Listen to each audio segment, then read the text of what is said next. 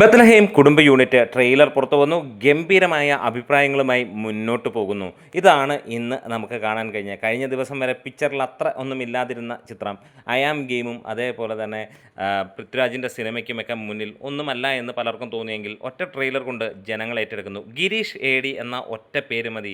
ആ ഒരൊറ്റ പേരിൽ തന്നെ കുടുംബങ്ങളും പ്രേക്ഷകരും കുട്ടികളും എന്ന് വേണ്ട ആബാലവൃദ്ധ ജനങ്ങളും ഇടിച്ചു കയറുമെന്നുള്ളതിന് സംശയങ്ങളൊന്നും വേണ്ട. ട്രെയിലർ വരുമ്പോൾ സാധാരണ ലെവലിൽ ഉള്ള ഒരു പടം, എന്നാൽ എല്ലാവരെയും ഇഷ്ടപ്പെടുത്തുന്ന തരത്തിൽ കുറേ നാളുകൾക്ക് ശേഷം ഈ ഒരു രീതിയിലുള്ള നല്ലൊരു പടം വരുന്നു. നിവിൻ പോളി ഇപ്രാവശ്യം ഓണം തൂക്കുമെന്നുള്ളത് ഏറെക്കുറെ ഉറപ്പാക്കുകയാണ്. സിനിമയുടെ കാസ്റ്റിങ്ങിൽ നിവിൻ പോളിയും മമിത ബൈജുവും സംഗീത് അതേപോലെ തന്നെ സുരേഷ് കൃഷ്ണ, വിനയ് ഫോർട്ട് അങ്ങനെ തുടങ്ങുന്നു. വലിയ രീതിയിലുള്ള ഒരു താരനിരയോടുകൂടി തന്നെ വരുന്നു.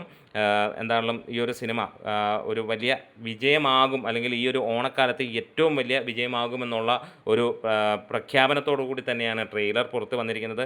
ഈ ഒരു ഓണക്കാലത്ത് നമുക്ക് കാണാൻ കഴിയുന്നു മമിത ബൈജു ആണ് കേരളം അടക്കി ഭരിക്കാൻ പോകുന്നത്. ഇന്ന് വിശ്വനാഥൻ സൺസ് വന്നു. അതുകൂടാതെ ഇപ്പോൾ ബത്ലഹേം കുടുംബ യൂണിറ്റ് ഉണ്ട്.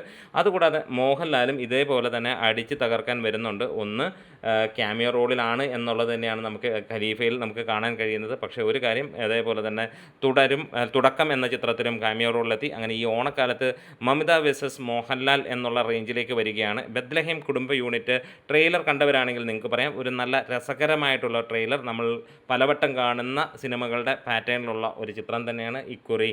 അത് കലക്കിയിരിക്കും. നമുക്കറിയാം, ഇവിടെ ഗിരീഷ് ഏടിയുടെ ചിത്രങ്ങളെല്ലാം തന്നെ നമ്മളെ പ്രിയപ്പെട്ടതാണ്.